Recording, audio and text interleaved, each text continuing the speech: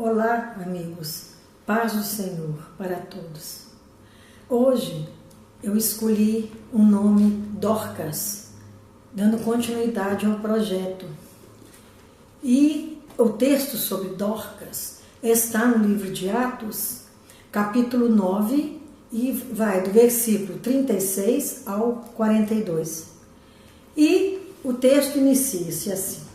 E havia em Jope uma discípula chamada Tabita, que traduzido se diz Dorcas. Esta estava cheia das boas obras e esmolas que fazia. Então aqui na apresentação a gente vê detalhes curiosos, porque vivia em Jope, que era uma cidade portuária, uma moça chamada Dorcas, que é o nome, a versão grega para o nome Tabita. E ela ficou conhecida no lugar pelas esmolas que ela fazia e pelas boas obras. Então eu pensei, que maneira maravilhosa de ser conhecida pelo lado bom, pelas suas boas obras, porque obras tem muitas, mas as verdadeiras obras, as boas obras, são aquelas que são frutos da fé, são frutos de um coração convertido a Deus. E a gente não sabe se ela conheceu Jesus pessoalmente, mas a gente sabe que ela recebeu o nome de discípula por ela ser uma seguidora de Jesus através da prática do amor. Porque o discípulo é diferente do aluno, porque o discípulo, ele vai após seu mestre, ele anda junto com seu mestre, ele procura imitá-lo, ele aprende muito dele e chega até a assemelhar-se a ele. E ela era semelhante a Jesus, porque ela praticou o amor ao próximo. E também diz aqui que ela enfermou e morreu.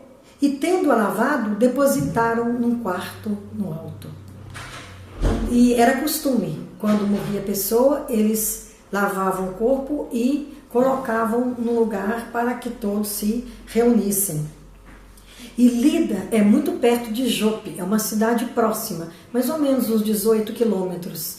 E os discípulos ficaram sabendo que Pedro estava em Lida e mandaram 2 varões chamá-lo e pedindo que ele não atrasasse muito, que ele fosse logo a Jope. E ele levantou-se e seguiu esses varões. Mas quando ele chegou, a moça já estava morta, como eu falei, já estava lá no quarto alto. E quando as viúvas, as mulheres daquele lugar, a quem ela ajudava, vieram trazendo vários vestidos e também túnicas, que são roupas de baixo, que essa moça confeccionava para elas, Pedro deve ter se emocionado. Era tanto choro, era tanta tristeza, e elas mostravam aquela ajuda que a moça prestava a elas. Então, nós entendemos, ela era uma costureira, parece um talento simples, mas na verdade era um talento que ela transformou numa bênção muito grande, porque naquele tempo, como Jope era uma cidade portuária, muitos homens e filhos mais velhos, eles trabalhavam nos navios. E como acontecia acidente nas pedras, acontecia acidente de todas as maneiras, muitos desses homens morriam, e esses filhos também. E essas mulheres ficavam desamparadas. E naquele tempo não tinha um seguro social, não tinha nada que pudesse ajudar. Então a comunidade cristã abraçava a causa dessas mulheres e as ajudavam. E Dorcas era muito importante porque ela vestia essas mulheres. E não é só o vestir, é o cuidado, é o importar-se com a pessoa. Então ela faria muita falta, era uma pessoa imprescindível naquele lugar. Por isso aquelas mulheres estavam tão desarvoradas e mandaram buscar Pedro. Pode ser que ela ainda estivesse doente e eles buscaram Pedro para fazer uma oração de cura para ela. Ou talvez, se ela tivesse já morta, quando mandaram buscar, para que ele viesse consolar aquelas pessoas. Porque o verdadeiro cristão, ele está sempre onde é chamado, sempre onde é necessitado. E ele estava ali conforme o chamado daquela comunidade. Quando Pedro entra naquele quarto e as mulheres estavam lá também, todas clamando, continuavam clamando com essas roupas nas mãos, Pedro pediu que elas se retirassem, porque ele queria ter uns instantes com Deus.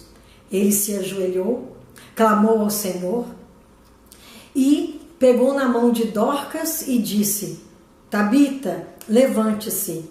E neste momento a menina se levantou e ele entregou Dorcas viva a elas. Eu imagino a alegria, a felicidade dessas mulheres, porque amavam muito aquela moça. E a gente não sabe se ela era solteira, se ela era casada, mas a gente presume que fosse solteira, porque não é citado nem filhos, nem esposo, mas uma mulher que poderia se vitimizado, que eu quero dizer, se vitimizado como uma pessoa que necessitasse de ajuda, ela se fez necessária para outros, para o seu semelhante. É isso que é o verdadeiro cristianismo, o verdadeiro seguidor de Jesus. Em Jerusalém tinha uma recomendação que dizia que nós deveríamos seguir os nossos mestres e até cobrindo-nos com a poeira de suas sandálias, porque nós deveríamos andar muito junto, imitando e aprendendo dele. E essa história nos fala de talentos. Ela transformou um simples talento nessa bênção grande, nessa pessoa que seria insubstituível ali. E nós, qual é o nosso talento? O que nós podemos colocar a serviço do outro? Porque o amor é serviço, o amor é devotamento, o amor é dedicação. Então nós temos que ver em nós, porque não tem ninguém que não tenha um talento. E nós temos que verificar o que eu posso fazer, o que é que está ao meu alcance fazer. E muita gente tem talentos maravilhosos e essa pessoa não coloca em serviço das outras pessoas. Então Dorcas é um exemplo maravilhoso. E outra coisa, quando Pedro ressuscitou, que apresentou, muitos que ali estavam se converteram a Deus, porque viram as maravilhas que o Senhor pode fazer na vida do crente. Então que nós possamos ter essa mulher como um modelo, como aquela pessoa que nós possamos imitar. Lógico que primeiramente imitando a Cristo, mas tem pessoas que não vêm aqui para passear, não vem por acaso, não vem por engano, vem porque o Senhor tem uma missão. Eu tenho certeza que Deus tem uma missão para cada uma de nós. Basta que nós descubramos, que não enterremos este talento. Que o Senhor nos ilumine, nos abençoe e nos capacite sempre neste caminho de amor. Amém.